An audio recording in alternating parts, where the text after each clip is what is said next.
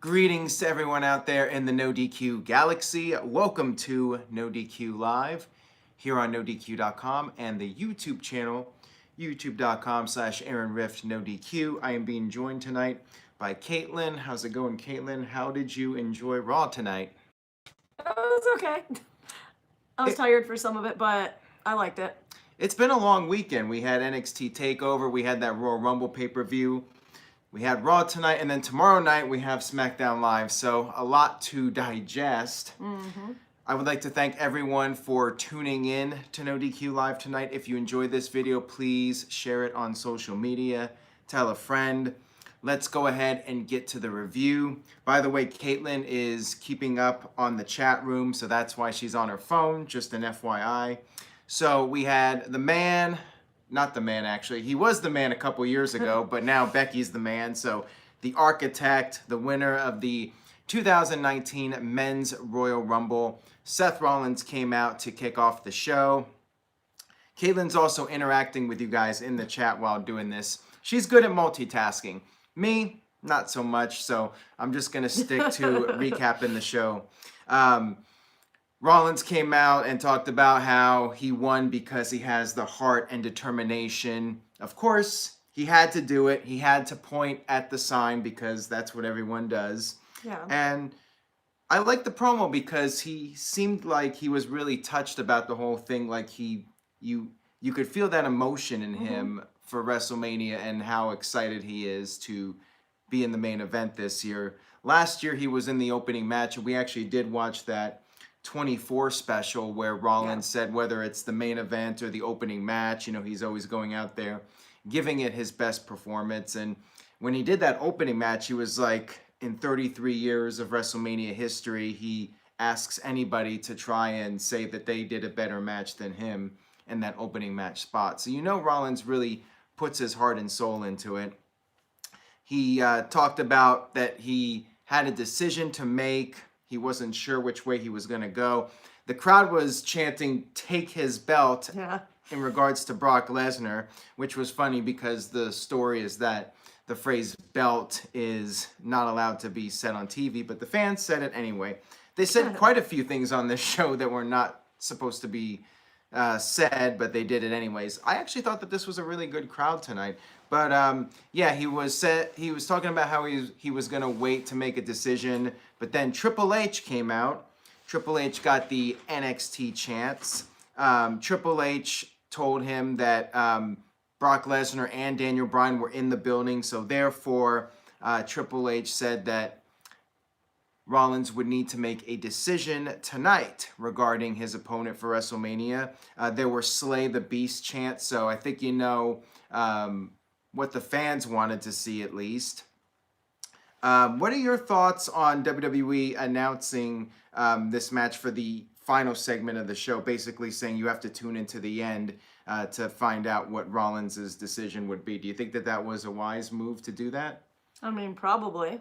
Because if anyone's interested in seeing, they'll have to wait. Except not really, because they can find out anywhere else within a matter of seconds, like once it does air, you know what I mean? Yeah, I mean... So it's not like they really have to wait for it. But I mean, yeah, I think it's better to hold it off till the end. Yeah, I mean, I thought it was a good idea. There, so yeah, well, we'll get to that later, but... I always jump the gun on stuff. In theory, I like it because it does keep fans invested instead of just throwing it out there right at the beginning and then they just tune off. Now, the ratings were really interesting this week because you had people last week tuning out in that third hour. Actually, from the first to third hour, I think it was one of the biggest drops in viewership in Raw history. So, you know, I do think that this was a good idea to do that. But anyways, back to the promo segment, which was quite long, by the way. We had Dean Ambrose come out, and he said the whole father-son thing between... Seth Rollins and Triple H made him sick, and he said he wanted another match, and he said that he would have to get Triple H would have to get permission from his father-in-law first, and then the crowd actually responded with a "yes he does" chant. Joshua Mania left a $2 super chat, says Aaron has to behave tonight, huh, brother? Well, considering the perhaps future father-in-law is back there watching right now, I guess, yeah, I do have to behave and watch my P's and Q's, although he's cool. He's all good with everything. We were playing a game called Secret Hitler today, and that was a lot of fun, so we're getting along very well. Anyways, back to the review. Ambrose ended up getting his match after making that little diss at Triple H, and Seth Rollins picked up the victory over Dean Ambrose with the curb stomp. Virtue. Virtue says, "Yo, Mr. Bella, what's up?" So what are your thoughts on Ambrose getting beat here by Rollins? Where do you see Ambrose going from here? I mean, I'm not sure what's next for him. I mean, his momentum has really cooled off. I mean, what were your thoughts on him losing clean here, and where do you see him going? What would you like to see from him? Ooh, yeah, I was gonna say I don't really see him going anywhere at the moment. As far as what I would like to see, Now, there was a little tease with Nia Jax. Ambrose, after that yeah, segment, was in the ring, and he was sitting there. He was about to say something. He was going to say, "When I signed with WWE," and then he was interrupted by Nia Jax and Tamina Snuka because they had their Elimination Chamber qualifying match. We had Naya strike him from behind when Tamina was distracting Ambrose. So, do you have any interest in seeing a match that's intergender between Nia Jax and Dean Ambrose? Not those two. I think maybe intergender match. I'm not against that, I guess. Virtue did say Owens up here, so maybe Owens? like when he comes back. Kevin Owens versus Dean Ambrose again. They had some good matches a couple of years ago.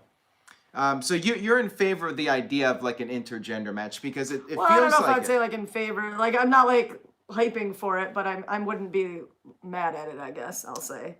Do you think it would be an awkward spot for Dean Ambrose? I mean, if that match did happen, how would that be booked? I mean, do you think that would ruin Ambrose once and for all if he lost to Naya? Sorry, I'm putting on the spot with a loaded question here, and Caitlin's dad is just like, "Oh boy, this is a deep question."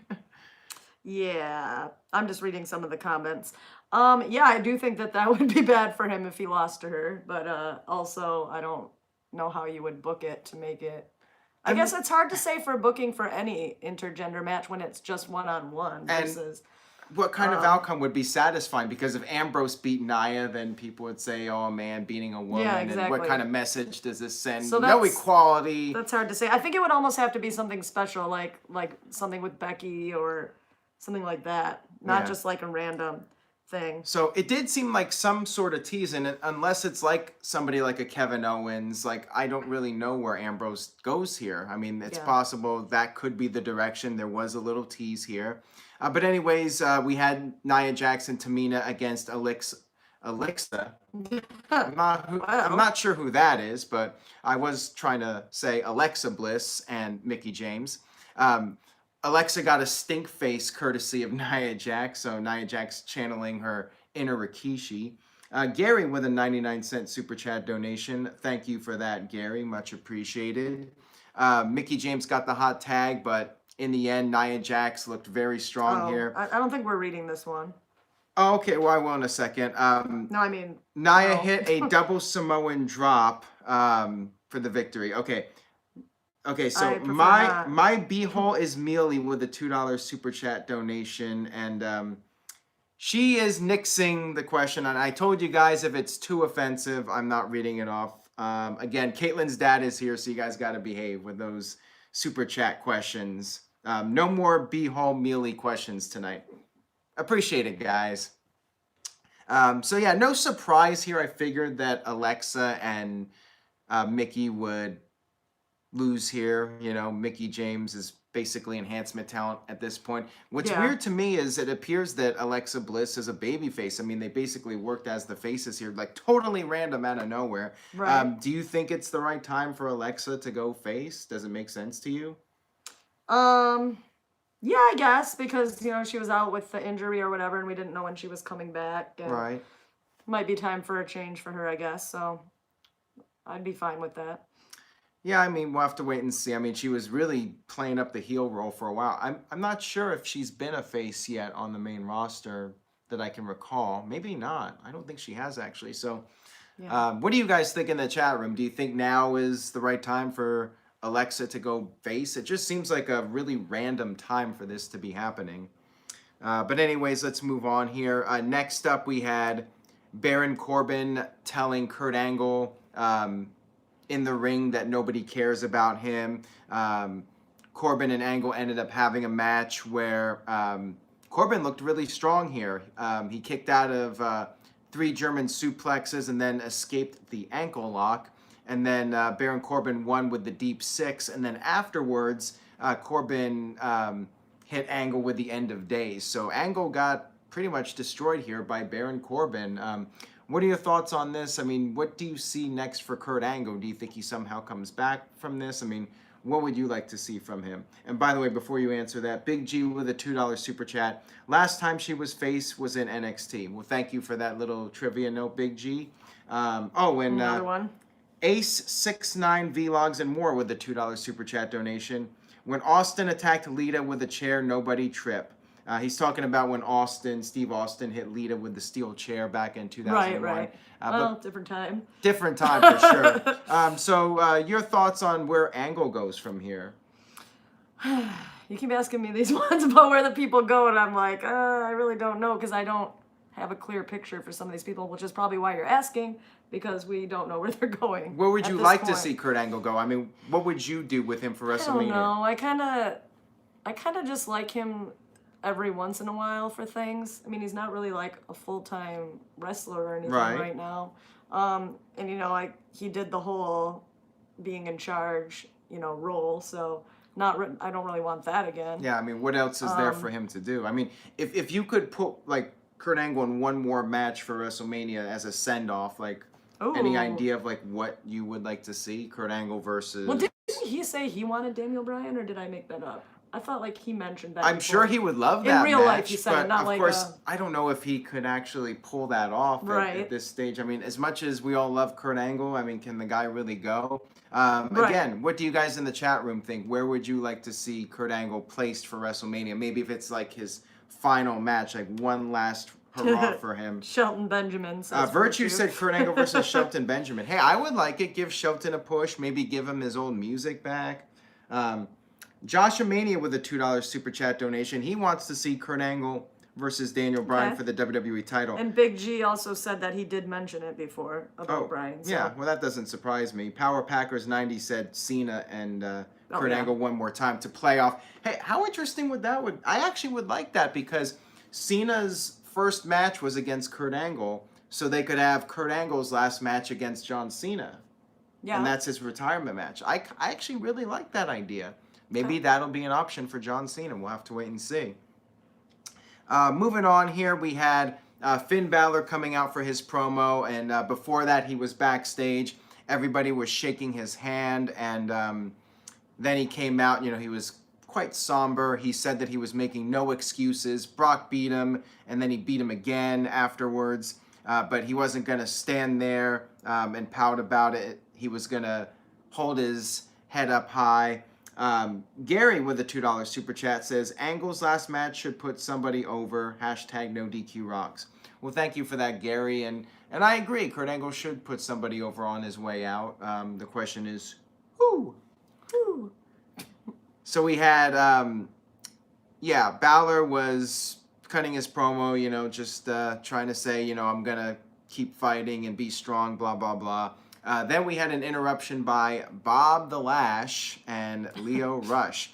Leo said that it was a disgrace that Balor even got a match in the first place with Brock Lesnar, and that Lashley is bigger, faster, stronger than Lesnar ever will be.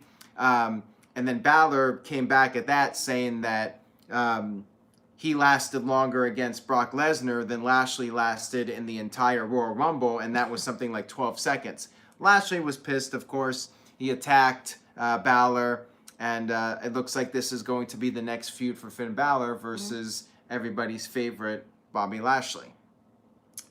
So how do you feel about Finn Balor right now? Do you want to see more out of him as far as being in the world title picture, or do you think that it just... I just don't think there's room right now for him in the title picture. Right. I mean... Can you see him possibly being back in it, maybe being the Demon again? Or do you think it's too late for him to really be a force in the upper card? I don't think it's too late. I just think right now is not the spot still, which, you know, for him it seems like it's never the spot or the time, so that's kind of too bad. I know we talked about it recently, maybe like he'll go to SmackDown Live and that'll be like his fresh start. I feel like until after that, you know, there's not much that can really go on for him at this point. But yeah, it looks like he's maybe he can bring the demon back over there when he finally like moves. Yeah, definitely. Maybe he'll or something. Maybe he'll win the IC title, though. Who knows? But I think he should go to SmackDown once they do the Superstar shakeup. But that's just me. It's just now, until then, it's basically going to be a lame duck period, I think, for him. So there was a recap of Braun Strowman getting injured where they messed up his elbow. And Can I interrupt for a second? Yeah. People keep asking about my dad and like where he's at and if he's a moderator and things like that. He's just sitting in the room across listening instead of watching it on TV. Yeah, he's watching us right now. Or, so you know, projected on we have TV. a studio audience. Hi, Bill. Hi. There's his cameo for the video. What do you think about JD from New York? No. No, you don't have to answer that. I watch him. Yeah, right, my dad watches a lot of the YouTubers. But who's the best? You. All right, yeah, there we go. All right, let's move on here to the Revival versus Hawkins and Ryder. So Kurt Hawkins and Zack Ryder last week had their reunion, but wasn't enough for them to make a full comeback here. Kurt Hawkins got pinned via the Shatter Machine from the Revival. So yeah, not much of a comeback here. I don't know if there's going to be any future for Ryder and Hawkins. I mean, do you think that this was just a one-off for these guys? Do you see anything happening with these guys, or do you think that it's just going to fizzle out? Probably going to fizzle out, I would say. Yeah, I wonder when Hawkins is going to end the streak. I mean, is it ever going to end, or? I hope so. But here's a question for you. Okay. Who would be good to end his streak? That is a good question. Or for him to end the streak on, I guess would be the more See, I would have liked to have seen maybe Hawkins and Ryder win a match as a tag team to end the streak, and maybe like that's his fresh start. You know, he needed Ryder all along, and the two of them working together, but it was already blown. Yeah, so that's true. I wouldn't have had them beat the Revival, of course, but I would have done something else with them to maybe say, hey, Ryder was that void that he was missing, and now he's got a new lease on life in WWE. But yeah, I think it's ruined now, and they could. I mean, still could do they? it. I was gonna say, couldn't they still do it? It doesn't have to be like the first match, but I guess it would have more impact in that way. Yeah, pretty much. That's how I feel about it. Kayfabe says Hawkins over Nia Jax. I don't think that's happening. Highly unlikely in all likelihood. So we had Daniel Bryan and Eric Rowan backstage. So yeah, it looks like Eric Rowan is the bodyguard, I guess, for Daniel Bryan. I have no idea what they're doing. Right. Bryan was sporting a black eye. He talked about how Rollins celebrates air pollution when he's talking about burning it down. Right. And he said if Rollins chooses him, he said, and I quote, "We will," but then he changed it to "I will end off his hopes tonight." Then we had an interesting segment. Maybe my favorite part of the show. We had Elias come out and he said, "Who wants to walk with Elias?" And then he proceeded to basically turn heel. Now, when we did the Rumble review video, I was talking about how it felt really heelish that Elias was attacking Jeff Jarrett. Jarrett was just trying to be friendly, and he attacked him and eliminated him from the Rumble. Gary, with a $2 Super Chat donation, says, "Let's get a chat, NoDQ Galaxy, Caitlin's dad rocks." Yeah. So Caitlin's dad is over. Yes. He's already over, and he's made like just a 2-second cameo on our video. Right. Hey, feel free to come. Maybe we'll bring you on at the end to say something if you want. He's He like, says nah. no. So yeah, Elias proceeded to cut this heel promo where he said he was testing the people out, but they let him down, and they need to be better. Right. Now, of course, the crowd cheered, and he said, "It's too late." Then they started chanting, "We're not worthy." And he said he wasn't going to write songs for the fans anymore, only for him. Then he proceeded to get his song started. He told them to shut their mouths, just like he did as a heel. And then all of a sudden, we have Double J, Jeff Jarrett, come out. And then, who came out after that to support Double J. Road Dog. Your favorite Road Dog, Jesse James. And Road Dog talked about how Elias can play with himself on his own time. That was a great Attitude Era-like line. And then he said, if you ain't down with that, we got 2 words for you. Suck it. And then the crowd proceeded to break out into a holy shit chant. And then Road Dogg's like, this show is PG, but I guess I just made it worse by acknowledging it. It was great. I enjoyed this segment. I know some people were down on it, but for me, it was a nice, feel-good, nostalgic moment. And it did get Elias over. Elias attacked Road Dogg with the guitar. Jarrett did have a little bit of a comeback, but in the end, Elias gave him a low blow and then hit him with the guitar as well. Elias got over here, and he gets to be... he gets the rub from the legends. I thought it was a great segment. I enjoyed it. I felt like a kid again. Although it is funny that they're bringing back 1995 characters to get over a 2019 segment on Monday Night Raw. Very interesting. Not something I think I would have predicted even a year ago. So next up, we had a backstage segment with Dana Brooke and Natalya. And Dana was talking about how she's not only better than Ember Moon, but she's better than Natalya as well. Gary left another $1 super chat. Thank you for that, Gary. We also have over 315 people watching live right now. Oh, Braden. Braden mentioned slap nuts. Jeff Jarrett actually used the word slap nuts, which was his phrase from WCW. I think it's the first time ever we heard the term slap nuts used on Monday Night Raw. So that was pretty cool. We had Mojo Rawley in a backstage promo segment talking about how he has nobody to blame but you, and he was pointing to somebody off camera. Mike B with a $10 super chat donation, or $9.99. Here's a donation just for the hell of it. Without NoDQ, without a doubt, NoDQ is the best. Thank you very much for that, Mike B. Much appreciated.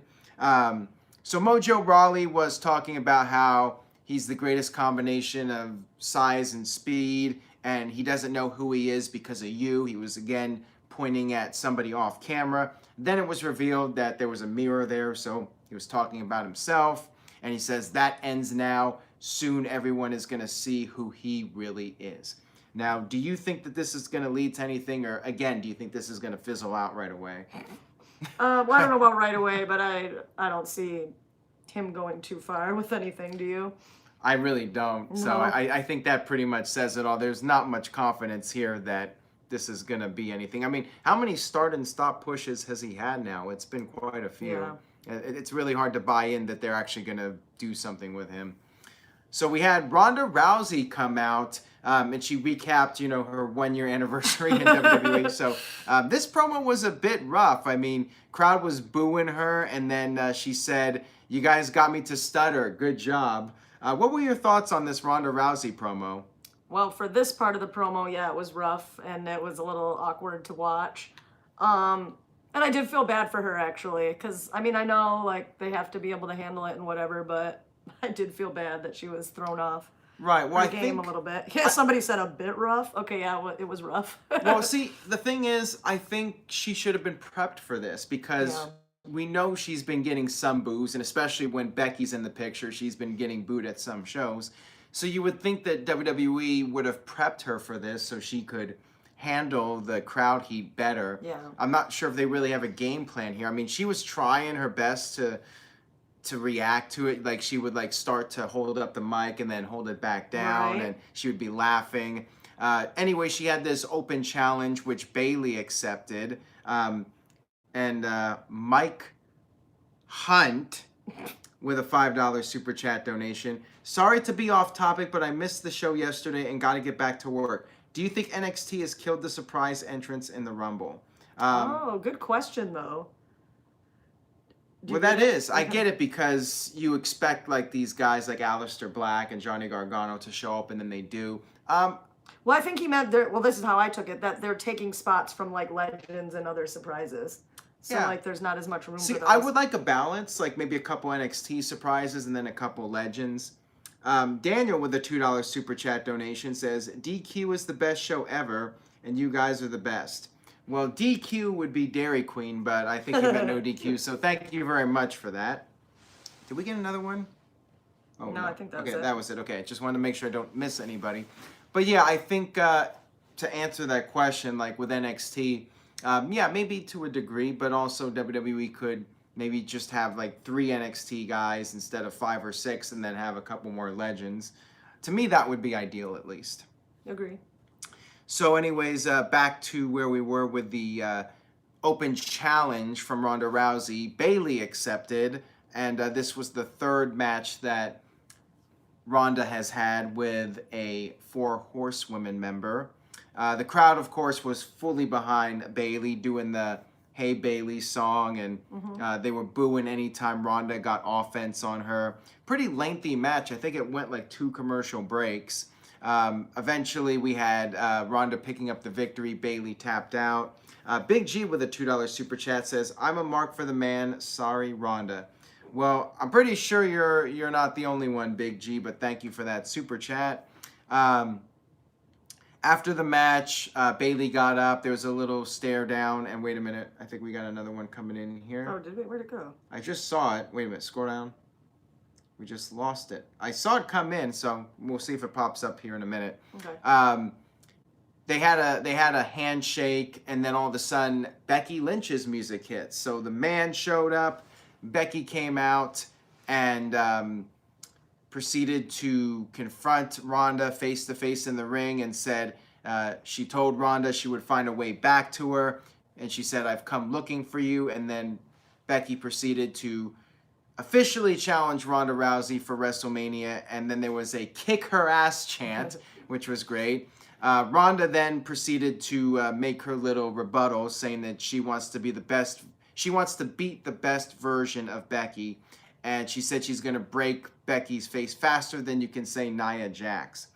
Power Packers 90 with a $2 super chat. Becky is the hottest babyface since Austin. She is the man.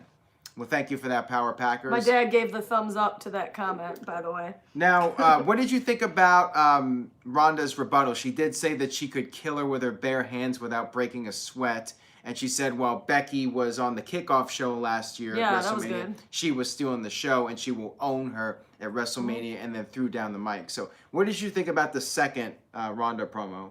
I thought she did way better, obviously, than the first part of it. And I was happy that she kind of pulled it back together, and that she actually had some things to say against Becky. And I think there might have even been like a slight, like some people were clapping, or there's semi-pop for the pre-show or kickoff comment. Right. So a couple people liked that. Oh, Noah just left a $5 super chat. Oh. Thank you for that, Noah. Much appreciated. Oh, wait a minute. Hold on. I don't know where his original comment was, but Ken said something about the FMK. I don't know who he's asking. Who do you want us to do for that? Yeah, if anybody out there, maybe send it as a super chat. The Mary so we see F. Kill. Oh, they're talking to each other, I guess. Well, if anybody he was asking Candy, if anybody wants to do a super chat for a joint MFK. Oh, wait a minute. And Caitlin's dad is just shaking his head in the background here. We'll do a joint one. How about that? All right. You guys I mean, still we got... have to like choose it together, or Well, you guys could pick 3 names, or we'll each do we'll our figure it out. choices. All right. Or you could do one for me and one for her. We'll do them jointly. How about it, guys? Let's see what you got. Okay. Give us your worst. But anyways, let's go ahead and finish up this Raw review, and we'll see if anybody wants to put us in an awkward spot here. Oh, wait a minute. Big G with a $2 super chat. All right, here we go. So he says MFK, Shayna Baszler, Ronda Rousey, and Becky Lynch. All right, who's taking this first? I guess that one's yours. Okay, well, you should answer it too. All right, well, you go first. All right. Is your mom listening? I don't know if you want to. She's around. All right. Okay, so for me, marry Becky Lynch because she's the man. I guess F Ronda and then kill Shayna Baszler. I would actually agree with that. Okay, well, there you go. Thank you for that, Big G. We appreciate it. So backstage, we had Seth Rollins and Braun Strowman have a little backstage talk. Strowman said that Rollins should make the right decision, whatever that is. Then we had Strowman versus Drew McIntyre, which I figured would be some sort of non-finish or a DQ or a count-out. Antonio with a $2 super chat donation says, notice da for Becky had before she walked in the ring. I'm not sure what he meant about that. I don't know. Did she like do a 4 or Maybe like she something did. like Is that what he's or- talking about? Like, did the 4 horsewomen sign? Yeah, I don't know. I missed that if she did. So I mean, I know Sasha did it at the end of the Royal Rumble, but Yeah, I'm not she sure did. if Becky or Bailey did it at all. Huh. But yeah, so we had Strowman versus McIntyre. I suspected we were going to have some sort of shenanigans here. And yeah, basically Strowman grabbed the steel steps and he was going to use them on McIntyre. But then out of nowhere came Baron Corbin to cause the DQ. Strowman started to fight back. He did some of his bum rushes to them on the outside, running around. But then he was overwhelmed by the two of them.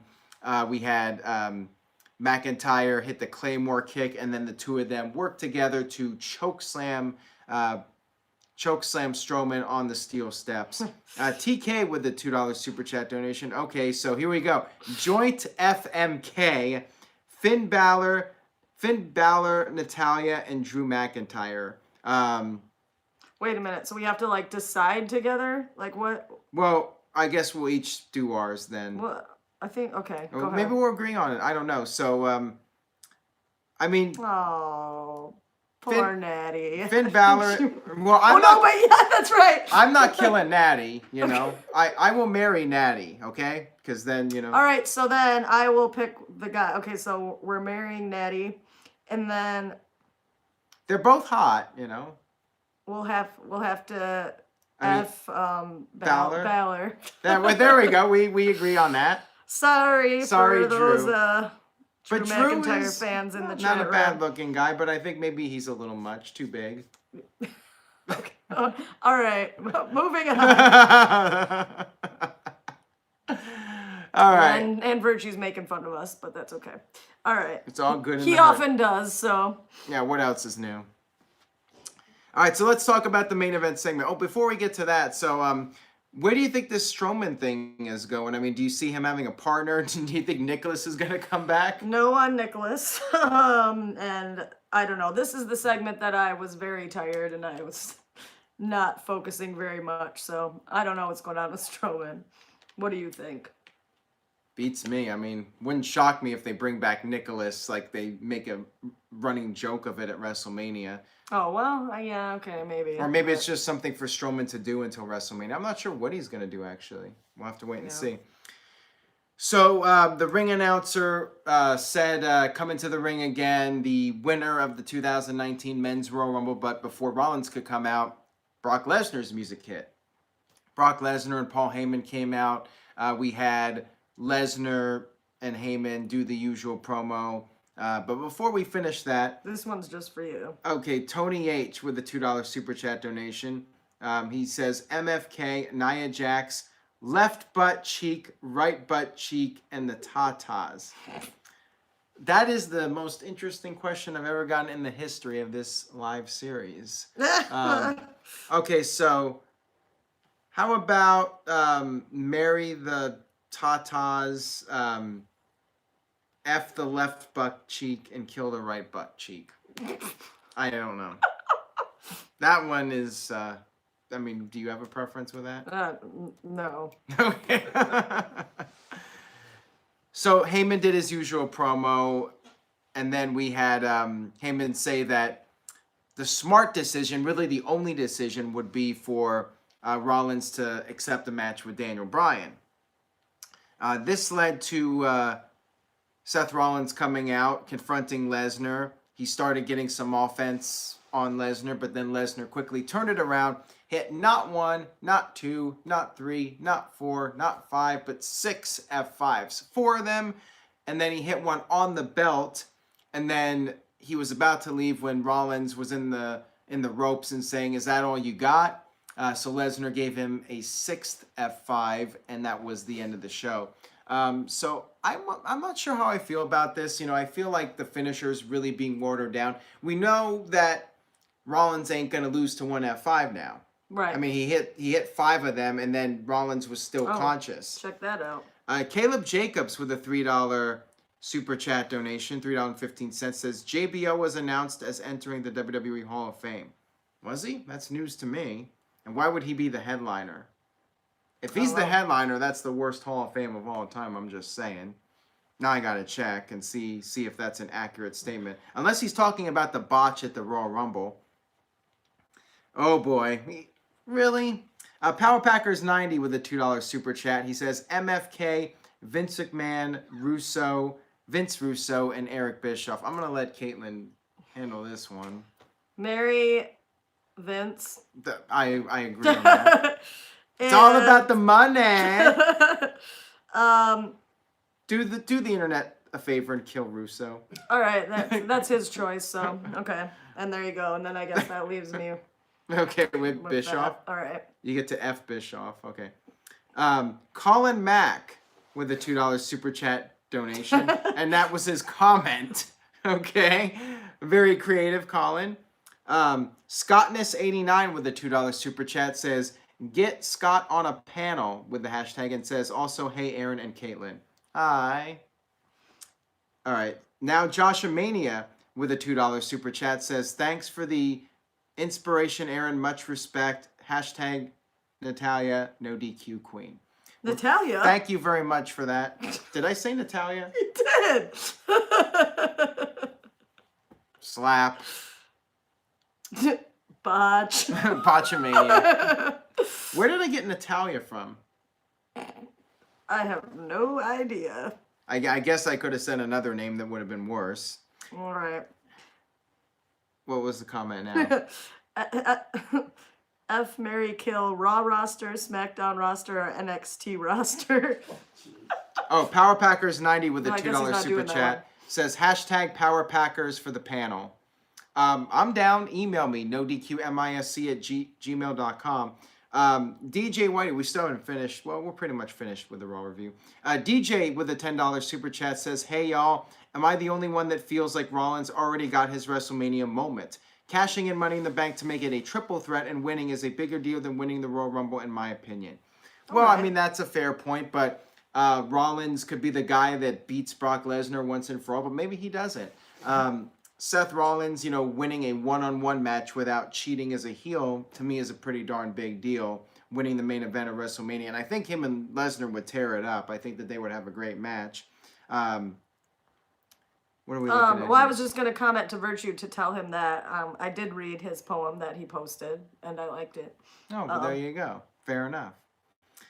All right, so let's go ahead and do the letter grade for Raw. I mean, yeah, we pretty much covered everything. So I did enjoy it. I didn't think it was like a knockout home run show, but I thought it had its moments. I did like the Elias, Road Dogg, Jeff Jarrett segment. I did like Becky Lynch and Ronda Rousey. They're set up for WrestleMania. The main segment I had some issues with, but overall I thought was interesting. And it was a pretty decent Raw, but I wouldn't go in the really good to great category. So. Caitlin, I want to start with you. I know you're typing. Well, I'll wait till you finish that thought. I'll go ahead and go first, and you can just agree with me if you want. okay. I'm going to give the show a C+. I do think it could have been better. There were a lot of slower moments on the show, and it just didn't feel like a really big deal. But I think like the key segments were pretty strong. So what were your thoughts as far as like a letter grade goes from what stood out to you? I know you were a bit tired throughout the show. Here's my thing, like, I'm having trouble rating it higher because of the ones that we gave for the pay-per-views over the weekend. I'm like, well, it obviously wasn't as good as that, but is it a different, like, grading scale? I would like say compared to Raws that you've seen. Yeah. Okay, so compared I with thought an it was average pretty Raw. good then compared to average Raws. So I don't know, B+ maybe. Oh wow, there you go. All right, Caitlin's being generous with her letter grade for Monday Night Raw. Maybe B. Michael Wayne says I agree with Aaron's letter grade C+. So ha. Mike B with a B-. Canaanite with a B-. Josh Mania with an A-. There you go. Elijah with a B-. I'm curious to see. Okay. Okay, a C from Caitlin's dad, Bill, over there, says the show was a C. Big G with a B plus. Okay, Offman rules with a $10 super chat donation. Thank you, Offman. He says hashtag Offman for WrestleMania predictions video. That's a long hashtag. He says also what happened to JoJo. Apparently there's some sort of personal reason for her being gone, but we don't know what that is. And apparently she is still employed by the company and should be back at some point. Maybe they're just giving her and Bray Wyatt some time off. I don't know. I miss her too, Ken. I mean, there's a lot of speculation, but I'm not going to go there. We don't know what's going on exactly, so we'll just leave it at that. She just has time off, and that's pretty much all we know at this point regarding JoJo. So, yeah, I think that pretty much covers everything from Raw. We do have somewhat of a direction for WrestleMania now. So we'll go ahead and wrap up this edition of NoDQ Live. Caitlin, your plugs? NoDQ.com/Caitlin, which is Kaitlin. We're wearing the ladies' t-shirts today from Pro Wrestling Tees. And there's a bunch of other NoDQ shirts for sale there. Yeah, the whole crew's got something. Even David from Gibraltar, who put up a great fight against Jeff Meacham. If you haven't watched the trivia match yet, I highly suggest checking it out. Both semifinal matches were really good, and I think Jeff versus Mark is going to be a barn burner. Wait a minute. Scottness89 with a $2 super chat says, Aaron, if you allow me on a panel, I will dance break. Duly noted. We shall see about that. Maybe we can make something happen there. Get a little dance break in there. And yes, I'm always plugging the merch. So head over to nodq.com/shirts and pick something up. All right. And Bradley says, great job, Caitlin, as well. So there you go. Thank you. All right, everyone. We'll go ahead and sign off for tonight. Have a wonderful night to everybody out there in the NoDQ galaxy.